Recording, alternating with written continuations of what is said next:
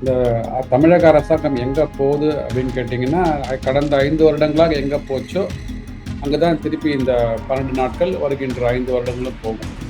ஏன்னா இவர்கள் வந்து என்ன வழியில் வந்து இந்த அரசாங்கத்தை விட்டுட்டு போனாங்களோ அந்த வழி அவங்க தொடர்றாங்க. அவ்வளோதான். என்ன வேணும் ஸ்கூலுக்கு எல்லாமே இங்கிருக்கு.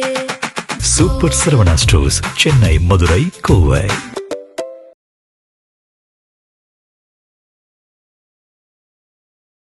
அதாவது அரசுக்காக ஒரு வார்த்தை கொடுத்தாலே உடனே குண்டாஸில் போட்டு உள்ள அரைச்சி வச்சு சித்திரவதை பண்ணீங்க. வயதான முதியவர் அவர் வந்து யூடியூப்பில் உங்களுக்கு எதிராக கருத்து சொன்னாருன்னு காலங்கத்தில் 4:30-5 மணிக்கு சுகர் பேஷண்ட்டை கூட சுகர் மாத்திரை சாப்பிட விடாமல் எடுத்துன்னு போய் எங்கே வச்சுருக்கிறீங்கலாம் மறைஞ்சி வச்சுருந்தீங்க இல்லையா? அதற்கு காலம் இப்போது பதில் சொல்கிறது. ஜோசப் விஜய் அவர் என்ன பண்ணணும்னா, நான் 717 கடைகளை மூடியிருக்கேன்னு சொல்லியிருக்கிறார் இல்லைங்களா? கடைகளை மூடுவதற்கு முன்னாடி டாஸ்மாகில் உள்ள வருமானம் எவ்வளோ, கடைகள் மூடிய பிறகு டாஸ்மாக் வருமானம் எவ்வளோ, இது நீங்கள் ரூபாயில் சொல்ல வேண்டாம், குவான்டிட்டியில் சொல்லுங்கள். விஜய் வந்து கண்டிப்பாக அவருக்கு வந்து ஆட்சியை தக்க வைக்க வேண்டும். ஆட்சியை தக்க வைக்கிறதுக்கு கண்டிப்பாக வந்து கம்யூனிஸ்ட், விசிகா அண்ட் காங்கிரஸ் அவர்களோட அந்த எண்ணிக்கை தேவைப்படும். அந்த எண்ணிக்கை தேவைப்படுன்றதுனால தான் அவங்க அமைச்சரவையில் வந்து உள்ளே உட்கார வச்சுட்டாங்க. தொங்கு சட்டமன்றம் வரப்போதுன்னு தெரியும். வரும்போது யாரெல்லாம் ஒரு 5-10 சீட் வச்சுருந்தா கூட அவங்க they can be influential people and get representation இந்த மினிஸ்ட்ரின்னு வர்றது வந்து திருமாவுக்கு தெரிஞ்சுது. அதனால தான் காட்டு மன்னார் கோவிலில் நின்னார், நிற்கணும்னு சொன்னார். உடனே ஏதோ ஒரு அழுத்தம் காரணமாக வாபஸ் ஆகிடும். அவர் தெரியும் நின்றுந்தார் அப்படின்னா இன்றைக்கி அவர் அமைச்சராகிருப்பார். கண்டிப்பாக திருச்சி கிழக்கில் வந்து ஜோசப் விஜய் விட்டு கொடுக்க மாட்டார். ஏன்னா அவர் விட்டு கொடுத்தாருன்னா ஒரு சீட்டு இன்னும் கீழே இறங்கும். அவர் திருப்பி அந்த ஒரு சீட்டுக்காக உங்களை நம்பி இருக்கணும். அதுக்காக எனக்கு தெரிஞ்சு விட்டு கொடுக்க மாட்டாங்க. இன்னும் அவங்க ப்ரூவ் பண்ண தொகுதிங்க அது. அவங்க ப்ரூஃப் ஜோசப் விஜய் அங்கே வின் பண்ண தொகுதி. ஜோசப் விஜய் வின் பண்ண தொகுதியில் எதுக்கு இன்னொரு கட்சி கொடுக்க போறாங்க இடம்? இந்த தாவேக அரசாங்கம் 5 ஆண்டுகள் தொடர்ந்தது அப்படின்னு சொன்னீங்கன்னா 21 லட்சம் ரூபாய் கடன் எழுதி வச்சுக்கோங்க. இன்னைக்கு குறித்து வச்சுக்கோங்க. நானும் நீங்களும் வந்து தாமரை டிவியில் இன்டர்வியூ பண்ணியிருக்கிறோம். 5 வருடங்களுக்கு அப்புறம் திருப்பி நம்ம மீட் பண்ணுவோம். 21 லட்சம் கோடி ரூபாய் தமிழக அரசாங்கம் கடனில் தத்தளிக்கும். எழுதி வச்சுக்கோங்க.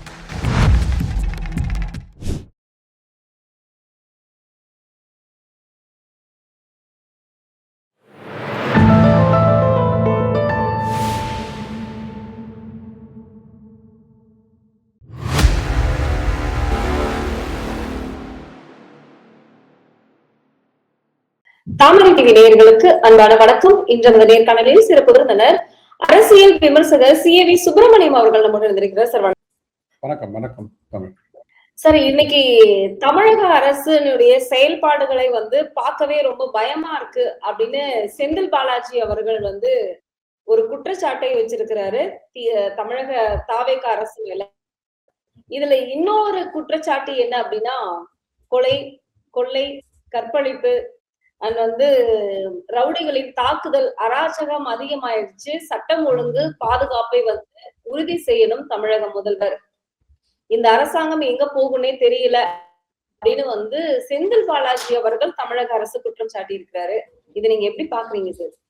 இந்த தமிழக அரசாங்கம் எங்க போகுது அப்படின்னு கேட்டீங்கன்னா, கடந்த 5 வருடங்களாக எங்க போச்சோ அங்கதான் திருப்பி இந்த 12 நாட்கள் வருகின்ற 5 வருடங்களும் போகும். ஏன்னா இவர்கள் வந்து என்ன வழியில வந்து இந்த அரசாங்கத்தை விட்டுட்டு போனாங்களோ அந்த வழி அவங்க தொடர்றாங்க. அவ்வளவுதான். 5 வருஷமா நம்ம கேட்காத கேள்விகள் இல்லை. நம்ம வந்து அண்ணா யூனிவர்சிட்டிக்காக குரல் கொடுக்காம இல்லை. அப்புறம் நிறைய லாக்அப் டெத் மரணங்கள், சட்டசபை நடக்கும் போதே, சட்டமன்றம் நடந்திருக்கும் போதே பார்த்தீங்கன்னா அங்கே வந்து இது வழிப்பறி, தங்க சங்கிலி வந்து பறிப்பு சென்னையில் நடந்தது.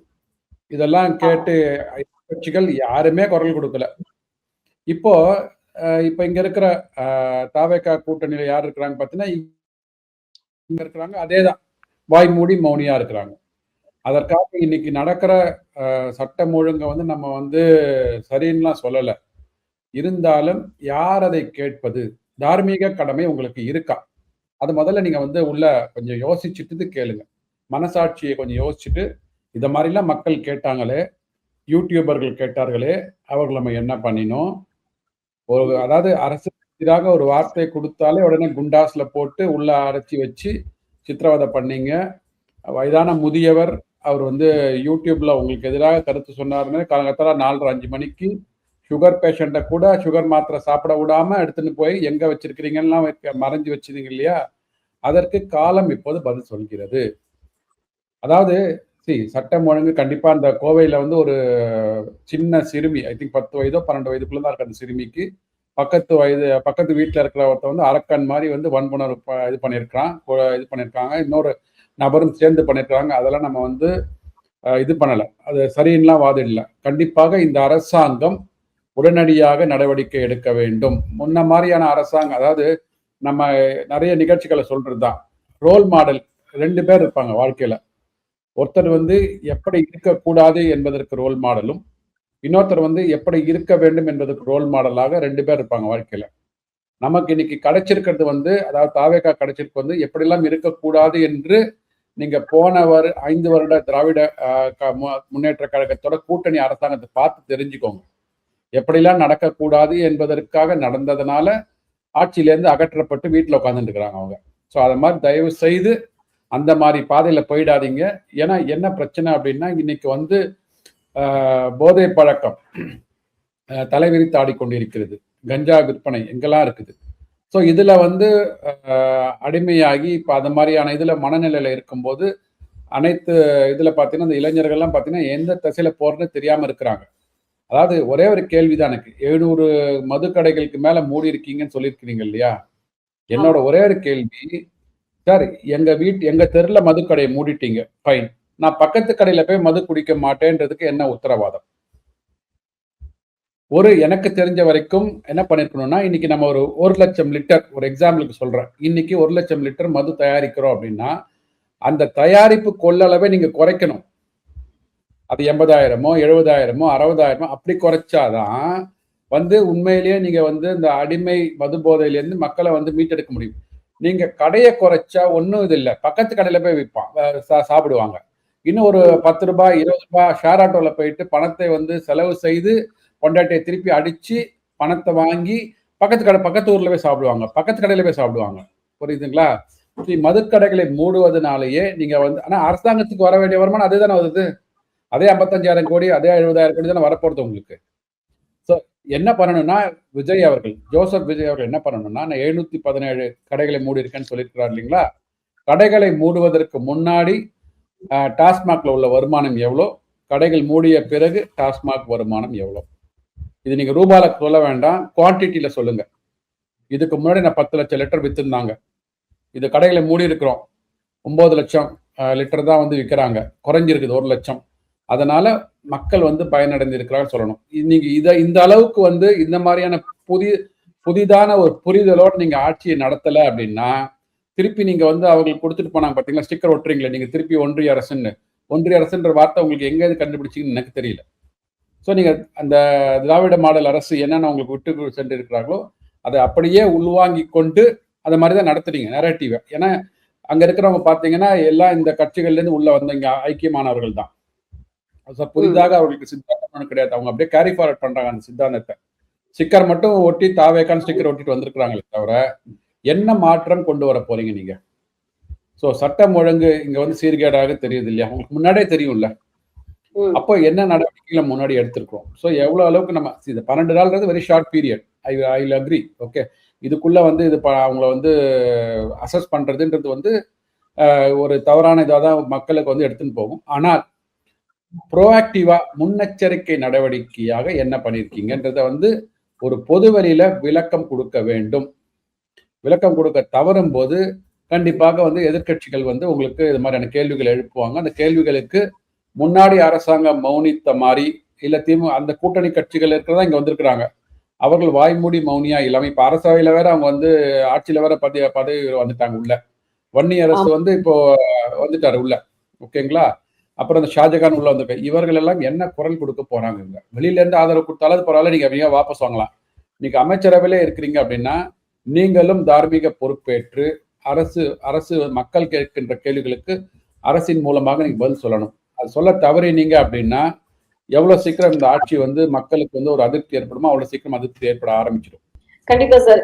இன்னைக்கு இன்னொரு விஷயம் என்ன அப்படின்னா, ராசா அவர்கள் பேசின ஒரு குற்றச்சாட்டுக்கு ஸ்டாலின் அவர்கள் ஒரு விஷயத்த வெளிப்படையா சொல்லியிருந்தாரு. நீங்க அது அவங்களுடைய விருப்பம், அவங்க போறது வர்றது எல்லாமே இது வந்து வன்மத்தின் உச்சத்தில் வந்து இப்படி பேசக்கூடாது அப்படின்னு ஒரு அறிவுரை சொல்லியிருக்கிறாரு.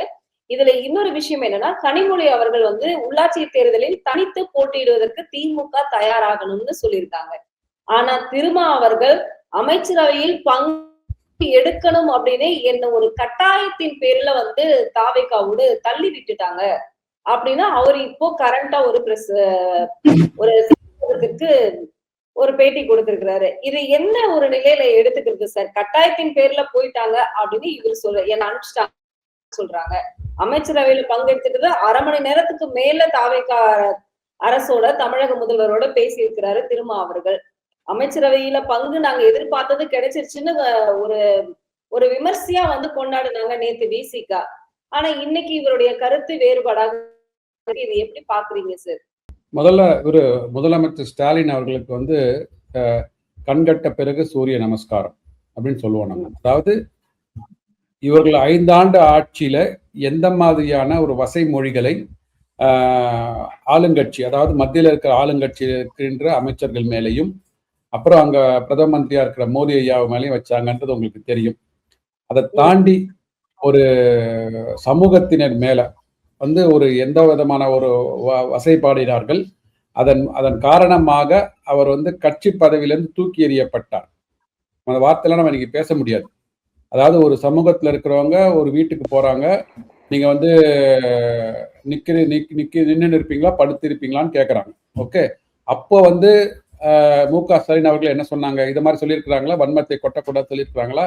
அப்ப அந்த வன்மம் அவர்களுக்கு ஏற்புடையதாக இருந்தது. ஏன்னா வாக்குகளை போலரைஸ் செய்து சரிபாதியாக பிரித்து வாக்கு வங்கியை வந்து மெயின்டைன் பண்ண வேண்டியிருந்தது.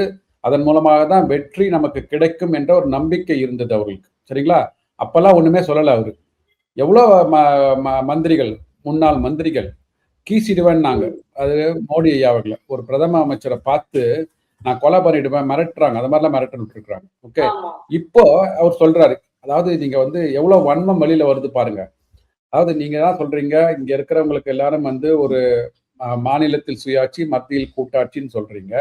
அப்படி இருக்கும்போது இங்க கூட்டணியில இருக்கிறவங்க நீங்க சொல்ற பகுத்தறிவோட ஒரு முடிவு எடுக்கிறாங்க அப்படின்னா அதை வந்து நீங்க வந்து ஏற்று போயிட்டு வாங்கன்னு தானே சொல்லணும்.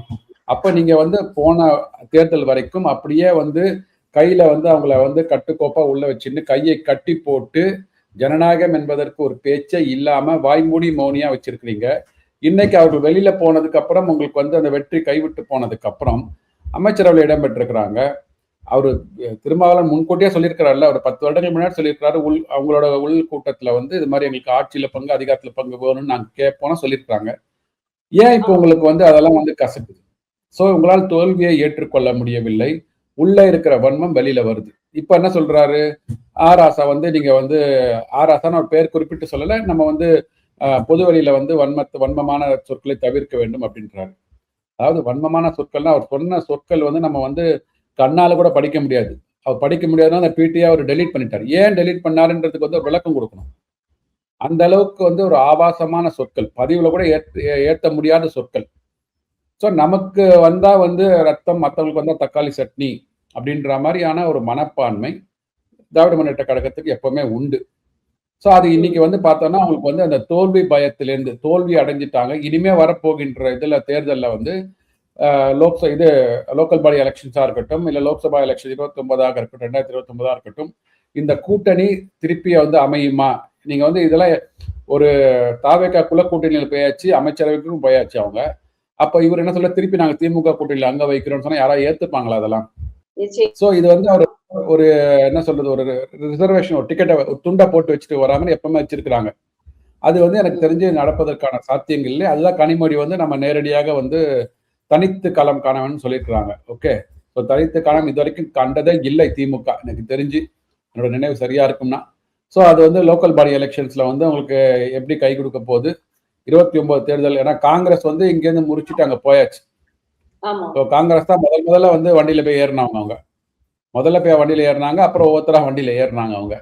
ஸோ அவங்களாம் மீண்டும் இங்க வருவதற்கான வாய்ப்புகள் கிடையாது. ஏன்னா வந்து விஜய் வந்து கண்டிப்பாக அவருக்கு வந்து ஆட்சியை தக்க வைக்க வேண்டும். ஆட்சியை தக்க வைக்கிறதுக்கு கண்டிப்பாக வந்து கம்யூனிஸ்ட், விசிகா அண்ட் காங்கிரஸ் அவர்களோட அந்த எண்ணிக்கை தேவைப்படும். அந்த எண்ணிக்கை தேவைப்படுன்றதுனால தான் அவங்க அமைச்சரவையில் வந்து உள்ள உட்கார வச்சுட்டாங்க.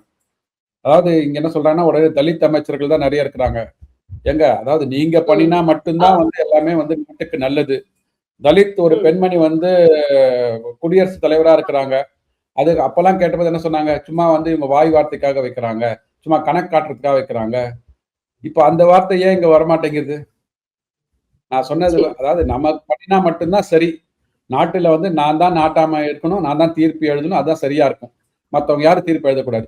இது எந்த விதமான ஒரு மனப்பாங்கு? நீங்க சொல்றீங்கல்ல ஆதிக்க சக்திகள். அந்த ஆதிக்க சக்திகள் வந்து நீங்க தான் இப்ப ஆதிக்க சக்திகளா வந்து செயல்பட்டு இருக்கீங்க. ஆனா இன்னைக்கு வந்து வன்னி அரசை அமைச்சர் பதவியில் அமர வைப்பதற்கு திருமா அவர்களுக்கு விருப்பம் இல்லை அப்படிங்கிற மாதிரியான ஒரு செய்திகள் பரவிட்டு இருக்கு. திருச்சியில அவர் தான் போட்டியிட போவதாகவும் ஒரு செய்திகள் வந்து உலா வந்துட்டு இருக்கு. அப்படி இருக்கக்கூடிய ஒரு நிலையில விசிகாவும் முடிய போகிறது அப்படிங்கிற மாதிரியான ஒரு செய்திகளும் வெளியாயிட்டு இருக்கு. இது எப்படி சார் பாக்குறது? உண்மையாகவே வந்து வன்னி அரசை அமைச்சர் பதவியில் அமர வைப்பதற்கு அவருக்கு விருப்பம் இல்லையா? அதாவது இதெல்லாம் எதிர்பார்த்து விடுதலை சிறுத்தைகள் கட்சி தலைவர் திருமா வந்து காட்டுமன்னார் கோவில்ல வந்து போட்டியிடுறதுக்காக தான் வந்து முதல்ல வந்து அவர் ப்ரொபோஸ் பண்ணார். அவருக்கு தெரியும் இந்த மாதிரியான ஒரு வாய்ப்பு வரும், தொங்கு சட்டமன்றம் வரும்னு ஓரளவுக்கு சஃபாலிஸ்ட் எல்லாமே வந்து கணித்தாங்க. ஓகே, எல்லா சஃபாலிஸ்ட் பார்த்தீங்கன்னா கிட்டத்தட்ட நம்ம தமிழ்ல இருக்கிற ஒரு மீடியாக்கள், லீடிங் மீடியாக்கள்லாம் 102 சீட்டு தான் வரும். அதிமுக 103, திமுக 92, 97 இந்த மாதிரி தான் கொடுத்துட்டு இருந்தாங்க. ஸோ தொங்கு சட்டமன்றம் வரப்போகுதுன்னு தெரியும். வரும்போது யாரெல்லாம் ஒரு 5-10 சீட் வச்சிருந்தா கூட அவங்க they can be influential people and get representation இந்த மினிஸ்ட்ரின்னு வர்றது வந்து திருமாவுக்கு தெரிஞ்சுது. அதனால காட்டுமன்னார் கோவில நிக்கணும்னு சொன்னாரு. உடனே ஏதோ ஒரு அழுத்தம் காரணமாக வாபஸ் ஆயின. அவர் தெரியும் நின்னுந்தார் அப்படின்னா இன்னைக்கு அவர் அமைச்சராயிருப்பார். கண்டிப்பா அந்த வாய்ப்பு அவருக்கு வாய்ப்பு இன்னைக்கு இல்லை. இப்போ என்னாச்சு? இப்போ அங்க இருக்கிற கட்சியில இப்ப வன்னி அரசுக்கு நீங்க கிடைச்சது வேற இது இல்லாம யார் அழுத்தம் கொடுத்தாங்க உங்களுக்கு? அதாவது யாருமே அழுத்தம் கொடுக்கல. அதாவது உங்களுக்கு வந்து கண்டிப்பாக ரெப்ரசன்டேஷன் போகணுன்றது வந்து உங்களுக்கு ஆண்டாண்டு காலமாக உங்க மனசுல இருக்குது. அதுதான் இப்ப இன்னைக்கு வெளியில வந்திருக்கு. நீங்க ஒரு இது சொன்னீங்க, அவர் வந்து இதுல திருச்சியில நிப்பாரான்னு கேட்டீங்கன்னா எனக்கு தெரிஞ்ச வாய்ப்புகள் கம்மி, எனக்கு தெரிஞ்சு. ஏன்னா வந்து அதுக்கு ஒரு அழுத்தம் வரும் கண்டிப்பா. திருச்சி கிழக்குல வந்து ஜோசப் விஜய் விட்டு கொடுக்க மாட்டார். ஏன்னா அவர் விட்டு கொடுத்தாருன்னா ஒரு சீட்டு இன்னும் கீழே இறங்கும் அவருக்கு. திருப்பி அந்த ஒரு சீட்டுக்காக உங்களை நம்பி இருக்கணும். அதுக்காக எனக்கு தெரிஞ்சு விட்டு கொடுக்க மாட்டாங்க. இன்னும் அவங்க ப்ரூவ் பண்ண தொகுதிங்க அது. அவங்க ஜோசப் விஜய் அங்க வின் பண்ண தொகுதி. ஜோசப் விஜய் வின் பண்ண தொகுதியில் எதுக்கு இன்னொரு கட்சி கொடுக்க போறாங்க இடம்? அவங்க இன்னும் மோர் அண்ட் மோர் அவங்களோட கட்சிகளை சீட்டை செக்யூர் பண்றதுதான் ட்ரை பண்ணுவாங்களே தவிர இதுக்கு வந்து இன்னொரு கூட்டணி கட்சி கொடுக்க போறாங்க. அதுவும் நீங்க வந்து எப்பவுமே மிரட்டின்னு இருக்க போற கட்சிக்கு எது கொடுக்க போறாங்க அவங்க? ஸோ அதனால வந்து திருமாவளவர்கள் வாய்ப்பை விட்டு விட்டார். என்னை பொறுத்த வரைக்கும் அந்த காட்டுமன்னார் கோயில் அவர் நின்று இருக்கணும். அப்கோர்ஸ் ஜெயிப்பாரான்னு ஜெயிக்க மாட்டான்னு நமக்கு தெரியாது. இன்னைக்கு ஜெயிச்சிருக்கிறாங்க, பட் அன்னைக்கு தெரியாது. நம்ம திருமா நின்று தான் என்ன மாதிரியான களம் மாறி இருக்கு நமக்கு தெரியாது. அப்படி நின்று அதுதான் இப்போ வந்து அவருக்கு வந்து கொஞ்சம் வந்து சஞ்சலமா இருக்கா. நம்ம விட்டுட்டோமேன்னு இருக்கோம் அவருக்கு. ஏன்னா இவ்வளவு நாள் அரசியல் ஆரம்பித்து 30-35 வருஷத்துக்கு மேல இருக்கிறாரு அவரு. வாய்ப்பை வந்து தவற விட்டு இந்த வாய்ப்பு திருப்பி வருமா தெரியாது. காலம் தான் பதில். அதனால பாத்தீங்கன்னா வன்னி அரசு வந்து எவ்வளவு வசைப்பாடுனாரு விஜய, எவ்வளோ கண்ணாபன வாயில வந்தெல்லாம் பேசினாரு. இன்னைக்கு வந்து கூட்டணியில போயிட்டு அமைச்சரவையா அவர் உட்கார்ந்துட்டு இருக்கிறாரு. இவங்க வந்து அதுவும் பாத்தீங்கன்னா இந்த அமைச்சரவையில வந்து இது செக்யூலர் அரசாங்கம் சொல்லிட்டு திருமாவர்களுக்கு மற்றவங்களுக்குலாம் வந்து ஒரு சமய சின்னத்தை வந்து ஒரு வயதான பாட்டி வந்து இது பண்றாங்க. அப்புறம் ஷாஜகான் பதவி ஏற்றதுக்கு அப்புறம் அந்த இஸ்லாம் மதத்தை சார்ந்த ஒரு குரு வந்து அது ஏதோ இது பண்றாங்க. இதே வந்து ஒரு பிஜேபி ஆட்சி ஏதாவது வந்தது வச்சுக்கோங்களேன், என்டிஏ அரசாங்கம் வந்திருந்ததுன்னா அப்ப ஏதாவது பண்ணியிருந்தாங்கன்னா இவங்க எந்த மாதிரியான சாயத்தை பூசிருப்பாங்க? இதுதான் நாங்க சொன்னோம் பாத்தீங்களா, பின் வழியாக வந்து இந்துத்துவா உள்ள வந்துடுச்சு, இங்க காவி அடிச்சுட்டாங்க இங்க அப்படின்னு எவ்வளவு வசைப்பாடிருப்பாங்க. இன்னைக்கு யாராவது அதை பத்தி பேசுறாங்களா? பேச மாட்டாங்க. அவரவர்கள் மதங்களை கடைபிடிப்பது அவர்களோட உரிமை. அந்த உரிமையில யாரும் தலையிட அந்த அளவுக்கு வந்து அரசியல் நாகரிகம் இல்லாம இது நாள் வரைக்கும் தமிழகத்துல ஒரு ஆட்சி நடந்திருந்தது. அந்த ஆட்சி இப்ப வீட்டுக்கு போயிருக்குது. ஸோ இனிமே வரப்போற ஆட்சியாவது நல்ல ஒரு கலாச்சாரத்தோட, நல்ல ஒரு பண்பாடோட, மற்றவர்களோட மனதை மதித்து அவங்க என்ன ஃபாலோ பண்றாங்களோ அதை மதிச்சு வந்து இவங்க ஆட்சி நடத்தினாங்க அப்படின்னா மக்கள் வந்து 2029 வேற மாதிரி யோசிப்பதற்கு வந்து தயங்குவார்கள். இல்லைன்னா வந்து அதுக்கு முன்னாடியே கூட அந்த முடிவு எடுத்துருவாங்க. இன்னைக்கு வந்து இந்த டிரான்ஸ்பார்மர் ஊழல் அப்படிங்கிறது வந்து நம்ம நீண்ட நாட்களாகவே இந்த வழக்கு அடுத்த கட்ட நிலை என்ன அப்படிங்கிறது எல்லாருமே எதிர்பார்ப்போட இருக்கிறாங்க. இன்னைக்கு மின்சாரத்துறை அமைச்சராக தாவேக அரசுல இருந்து குமார் அவர்கள் வந்து அமைச்சராக பொறுப்பேற்றிருக்கிறார். இதுல 2 லட்சம் கோடி 2.5 லட்சம் கோடி வந்து ஊழல் நடந்திருப்பதாக ஒரு டேட்டாவை வந்து அவர் வெளியிட்டிருக்கிறாரு. இதுல இன்னும் அடுத்தடுத்து என்னென்ன இருக்கு அப்படிங்கிறது, எப்படி கடன் வந்துச்சு, இதுல வந்து அடுத்தது என்ன மாதிரியான நடவடிக்கை எடுக்கப்படுங்கிறது எல்லாமே தீவிரமான ஆய்வுல அமைச்சர் இறங்கி இருக்கிறார். இப்ப செந்தில் பாலாஜிக்கு ஏற்கனவே வழக்கு விசாரணைக்கு எடுக்கணும், எங்களுக்கு அனுமதி கொடுங்கன்னு அமலாக்கத்துறையும் வந்து கடிதம் அனுப்பியிருக்காங்க. அடுத்த கட்ட நடவடிக்கை தாவேக அரசு நடவடிக்கை எடுக்குமா சார்? மன்னிக்கணும், எனக்கு தெரிஞ்சு ஒரு நடவடிக்கை எடுக்க மாட்டாங்க. கூட இருந்த நீங்க சொல்ற 2 லட்சம் 3 லட்சம் கோடிலாம் திமுகவுக்கு தெரியாதுதாங்க. போன ஆட்சி காலத்துல வந்து பிடிஆர் பழனிவேல் தியாகராஜனே சொன்னாரு. அவரு 3% மேல நம்ம நாட்டு வருமானம், தமிழ்நாட்டோட வருமானம் லீக்கேஜ் ஆகுது, வருவாய்த்துறையில லீக்கேஜ் ஆகுது, பத்திரப்பதிவு துறையில லீக்கேஜ் ஆகுது, எவ்வளவு துறையில லீக்கேஜ் ஆகுது சொன்னவரை வந்து நீங்க வந்து அவர் பதவியை வந்து காலி பண்ணி வீட்டுக்கு அனுப்பிச்சிட்டீங்க. சரிங்களா? ஸோ அந்த அளவுக்கு வந்து நீங்க வந்து கைப்புண்ணுக்கு கண்ணாடியே தேவையில்லைங்க. சிஏஜி ரிப்போர்ட் கொடுத்துருக்குறாங்க. நீங்க வந்து வெள்ளை அறிக்கை இப்போ எப்படிலாம் வந்து நாடகம் ஆடுறாங்க பாருங்களேன். இப்போ அந்த 1000 ரூபாய் மகளிர் உரிமை தொகை 2500 ரூபாய் ஆக்கினாங்க.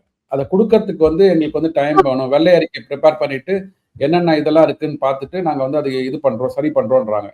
வருஷம் சிஏஜி ஆடிட் ரிப்போர்ட் சட்டமன்றத்துல பிரசன்ட் பண்றாங்க. அதை எடுத்து படித்தீங்கனால போறோம், எங்கெங்கெல்லாம் லீக்கேஜஸ் இருக்கு, எங்கெங்கெல்லாம் ரெவன்யூ வந்து ஜாஸ்தி பண்ணலான்றது ஆப்பர்ச்சுனிட்டிஸ் இருக்கு. அதை எடுத்த உடனே நீங்க வந்து இது பண்ணலாமே. அதை பார்த்து தானே நீங்க வந்து உங்களோட வாக்குறுதியை கொடுத்துருக்கணும். இங்க ஆப்பர்ச்சுனிட்டிஸ் இருந்தா தானே நீங்க அதை அந்த 2500 ரூபாய் கொடுத்துருக்கணும். ஸோ அதை கூட நீங்க பண்ணல அப்படின்ற போது நீங்க வந்து இனிமே எப்படி நடவடிக்கை எடுக்க போறீங்க? இந்த 2 லட்சம் கோடின்றது வந்து நம்ம எவ்வளோ திமுக வந்து என்ன சொன்னாங்க, ஆட்சிக்கு வரதுக்கு முன்னாடி ஒரு 14-15 அதிமுக முன்னாள் அமைச்சர்கள் மேல அந்த ஊழல் வழக்குலாம் இருக்குது. எப்போ சொன்னாங்க? டிசம்பர் 2020. அப்போ வந்து ஸ்டாலின் வந்து அப்போ உள்ள கவர்னர்கிட்ட போயிட்டு மனுலாம் கொடுத்து நீங்க இதெல்லாம் நடவடிக்கை எடுக்கணும் அப்படின்னாங்க. சரி, இவங்க ஆட்சிக்கு வந்ததுக்கு அப்புறம் அந்த ஊழல் வழக்கெல்லாம் திருப்பி வந்து எடுத்து ஆட்சி தான் வந்துட்டாங்களே, நடவடிக்கை எடுத்துருக்கணும்ல, ஏன் எடுக்கல? உடனே என்ன சொல்லுவாங்கன்னா ஆளுநர் வந்து உத்தரவு கொடுக்கணும், பர்மிஷன் கொடுக்கணும். நான் என்ன கேட்கறேன்னா ரொம்ப பொதுவாங்க, இப்போ விட்டுடுங்க, இந்த 2 லட்சம் கோடி கூட நம்ம அப்படி வச்சு பண்ணாம, ஓகே, இந்த 2 லட்சம் கோடி ஊழல் பண்ணினது வந்து ஒரு பக்கம் ஆட்சியில் இருக்கிற அமைச்சர்களோ எம்எல்ஏக்களோ இருப்பாங்க, மறுபக்கம் யார் இருக்கிறாங்க? பொதுமக்களா தானே இருப்பாங்க, இல்ல பொது நிறுவனங்களா தானே இருக்கும், தனியார் நடத்துகின்ற நிறுவனங்களா தானே இருக்கணும். சரிங்களா? தனியார் நிறுவனங்கள் மேல இல்ல பொதுமக்கள் மேல உங்களுக்கு கேஸ் போடுவதற்கு யார்கிட்ட நீங்க அப்ரூவல் வாங்கணும்? அதாவது 2 பேர் உடந்தைன்ற போது நீங்க யாரா ஒருத்தர் பிடிச்சா போருமே, இவங்களை விட்டுடுங்க. நீங்க இவங்களுக்கு தான் நீங்க வந்து கவர்னர் வந்து அப்ரூவல் கொடுக்க மாட்டாங்க, ஏன்னா வந்து பிஜேபியும் கவர்னர் மூலமாக தமிழ்நாட்டில் வரதுக்கு ட்ரை பண்றாங்கலாம் சொல்லிட்டு இருக்கிறீங்க இல்லையா? அதனால வந்து இதுக்கு ஒப்புதல் கொடுக்க மாட்டாங்கன்னு வச்சுக்கோங்க. உங்களோட இயலாமையை வந்து சுட்டி காட்டுறதுக்காக கொடுக்க மாட்டாங்க அதை வச்சுக்கோங்க. ஆனா இந்த நிறுவனங்கள் மேலேயோ, அந்த கான்ட்ராக்டை வாங்கிய நிறுவனங்கள் மேலேயோ, கான்ட்ராக்ட்ல ஒரு பொதுமக்களா இருக்கிறாங்க வச்சுக்கோங்க, அவங்க மேலேயோ வழக்கு தொடுப்பதற்கு யாரிடம் நீங்க வந்து அப்ரூவல் வாங்கணும்? லஞ்சம் கொடுப்பதும் குற்றம், வாங்குவதும் குற்றம். ரைட்டுங்களா? வாங்கினவங்க ஒத்துக்கல, வாங்கினவங்க ப்ரூவ் பண்றதுக்கு டாக்குமெண்ட்ஸ் இல்ல, கொடுத்தவங்களை பிடிக்கலாம்ல, கொடுத்தவங்களும் குற்றவாளிகள் தானே, குற்றம் சாட்டப்பட்டவர்கள் தானே, அவங்களே நீங்க பிடிக்கக்கூடாது. எல்லா கேஸுக்குமே அது பொருந்தும். ஸோ அதனால வந்து அரசியல்ல வந்து பாத்தீங்கன்னா நீங்க வந்து எப்பவுமே வந்து மக்களை வந்து இப்படியே வச்சுக்கணும். கேட்டா அந்த வால் சொல்லுவாங்க. நீங்க வந்து இதுல எது கருப்பு எது வெள்ளைன்னு சொல்லிட்டீங்கன்னா மக்களுக்கு வந்து தெளிவு பிறந்துடும். தெளிவு பிறக்கவே கூடாது மக்களுக்கு. இந்த மாதிரியே வைத்து ஒத்த ஊழல்வாதிகள் சொல்லுவாங்க, இவங்க ஆட்சிக்கு வருவாங்க, இவங்க ஊழல்வாதி சொல்லுவாங்க, இவங்க ஆட்சிக்கு வருவாங்க.